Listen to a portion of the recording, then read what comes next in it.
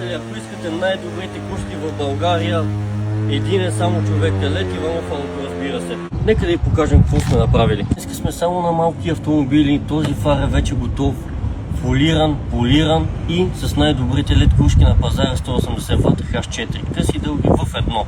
Тази Toyota е дошла сутринта, човека си е оставил и когато му стане.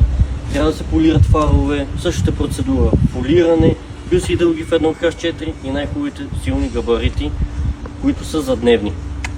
Още един блок петица за всичко абсолютно да стане full LED, къси дълги, габарити, халогени, да се полират фаровете, да се сложи защитно фолио и всичко да си стане перфектно. Вече сме му сложили къси 180 В, дълги 180 В и халогени 180 В.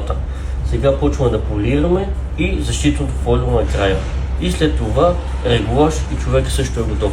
Един много интересен случай вече с тази гол шестица.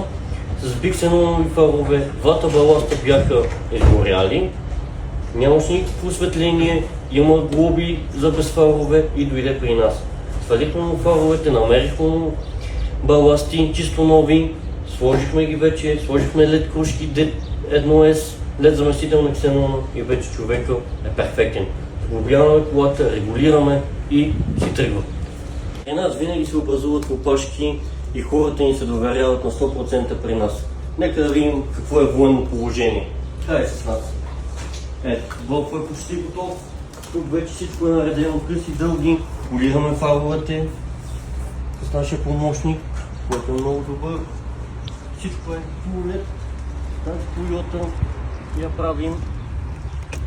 Там имаме един Fiat, къси дълги, полираме фарове, фолио и всичко стана перфектно. Нека да видим какво е военно положение при нас винаги.